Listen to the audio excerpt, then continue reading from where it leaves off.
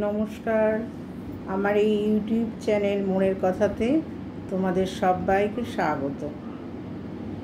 দেখো, আজকে একটা বিষয় নিয়ে বলবো, যেটা আমরা জানি যে আমাদের পৃথিবীটা খুব সুন্দর। মানে পৃথিবীর এই সুন্দর নিয়ে আমরা কত গান রচনা করি, কবিতা বলি।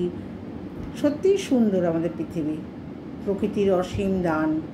কিন্তু আমাদের পৃথিবীর আর একটা প্রান্তে, এই সুন্দর পৃথিবীর আর একটা প্রান্তে যে কী ঘটে যাচ্ছে আমরা কিন্তু অনেকেই জানি না।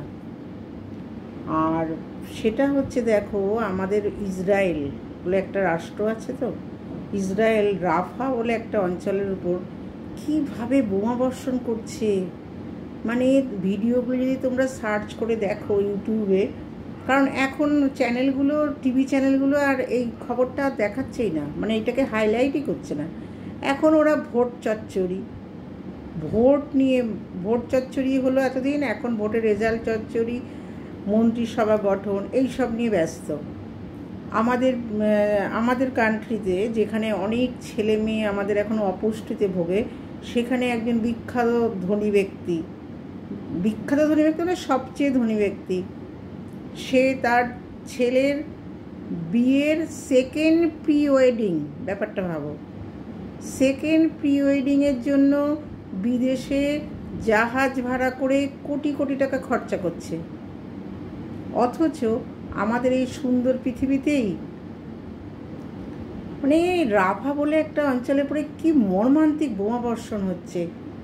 ইউটিউবে যখন দেখি না, মানে স্তব্ধ হয়ে যাওয়ার মতো। সেদিন একটা ভিডিও দেখছিলাম যে উপর থেকে বোমা বর্ষণ হলো, আর বড় বড় বাড়িগুলো, বিল্ডিংগুলো ধূলিসাৎ হয়ে গেল, খেলনা বাড়ির মতো। আর সঙ্গে সঙ্গে কান্নার রোল। একজন মা তার শিশুকে কোলে নিয়ে দাঁড়িয়ে আছে, ওটা আমাকে ভীষণ নাড়িয়েছে। শিশুটার মাথার খুলি উড়ে গেছে।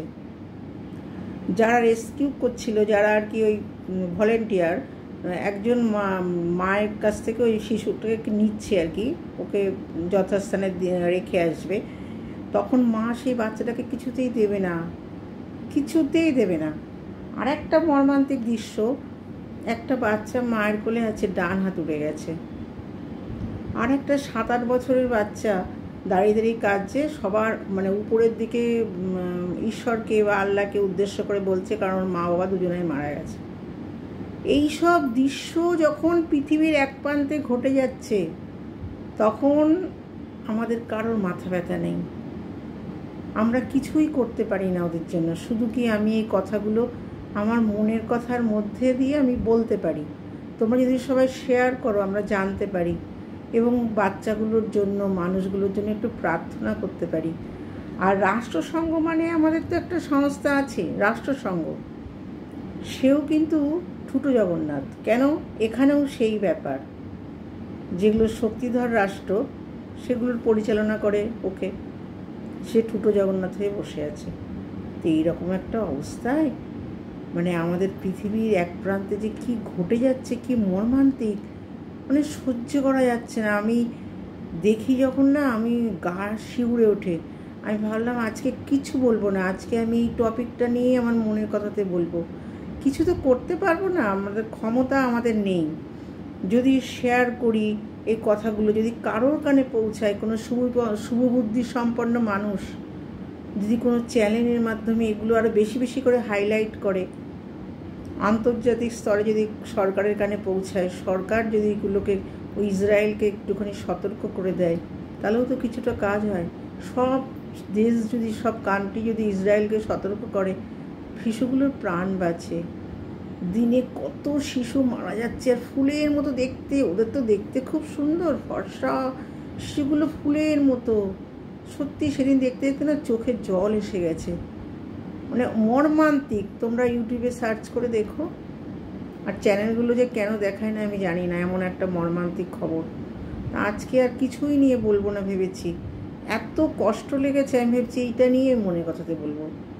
তোমরা শেয়ার করে দিও, যতটা শেয়ার হবে, অন্ততপক্ষে অনেকে জানেই না, আমার মনে হয় ব্যাপারটা জানা দরকার, ভীষণ জানা দরকার, যে পৃথিবী এত সুন্দর পৃথিবী, তার এক প্রান্তে কি ঘটে যাচ্ছে, তাই না? আমরা একই পৃথিবীতে বাস করি। কি মর্মান্তিক, কি অসহনীয়। যাই হোক, আমি তো আর বলে কিছু করতে পারবো না, শুধু কি সহানুভূতিশীল একটু প্রার্থনা করতে পারি ওদের জন্য। বাচ্চাগুলোকে দেখে খুব কষ্ট লাগছিল সেদিন, ভীষণ। আজকে দুপুরেও আমি দেখেছি ভিডিওটা। রোজ রোজ রোজ কত শিশু মারা যাচ্ছে, শিশুর কান্না। যাই হোক, তোমরা শেয়ার করে দিও।